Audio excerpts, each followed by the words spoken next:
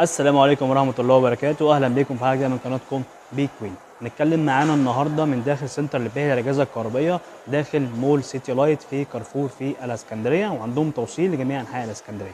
هنتكلم معاكم النهارده عن ثلاجة مايديا متوفرة هنا، ثلاجة محترمة جدا، استفدت عليها كتير الفترة اللي فاتت. هنتكلم عنها بالتفاصيل النهارده، وحابب أفكركم بيكون في خصم حصري لو أنت مشترك في قناة بي كوين. فخلينا عشان ما نطولش عليكم ونشوفوا معانا إيه النهارده من ثلاجة ميديا أو مايديا. ده كده بيكون شكل تلاجتنا النهارده، لون الاستانلس، خامات عالية جدا، بتكون ضمان 10 سنين جنرال على التلاجة كلها مش على الموتور بس، زي ما عند الشركات بتعمل. بتكون 12 قدم، 338 لتر، أعلى كباسة الكهرباء 32 كيلو وات. الموضوع بتاعها بيكون بيلت ان بعرض التلاجة.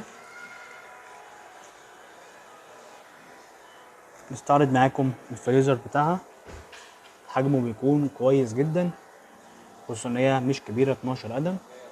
فيها خاصيه السمارت كولينج، التبريد الذكي. دي كده فتحات التبريد بتاعتنا. وده كده الرف بتاعنا، يكون رف واحد بمدخل واحد، مش بنتحكم في طلوعه ونزوله. مصنوع طبعا من الازاز، حاجه قويه جدا ومحترمه. طبعا مايديا شركه غنيه عن التعريف. دي كده الرفوف الموجوده في باب الفريزر، بيكون رفين فقط. لونها بيكون شيك جدا.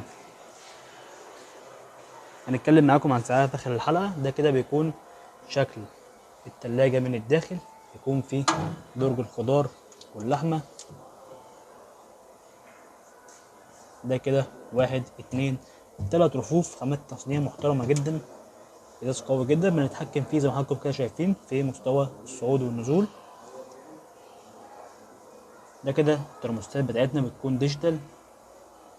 وده كده الدرج بتاعنا، مقاسه بيكون كويس. ده كده بالنسبة للرفوف الموجودة في التلاجة، يكون 1 2 3 4 5 رفوف. طبعا حاجة كويسة جدا. في بعض التلاجات بتعمل 3 رفوف فقط، لكن في ميديا شغل عالي جدا. متوفر هنا في سنتر البيع للأجهزة الكهربائية، وبيكون في خصم لو انت مشترك في قناة بي كوين عن السعر اللي هيظهر جنبي في الشاشة دلوقتي. وبكده كنا وصلنا حاجة فيها عن التلاجة مايديا متوفرة هنا في سنتر البيع للأجهزة الكهربائية داخل مول كارفور سيتي لايت، والتوصيل جميع أنحاء اسكندرية. بيكون في خصم لو انت مشترك في قناة بي كوين عن السعر اللي اتذكر في حلقة النهارده. نشوف حلقات جاية كتيرة، والسلام عليكم ورحمة الله وبركاته.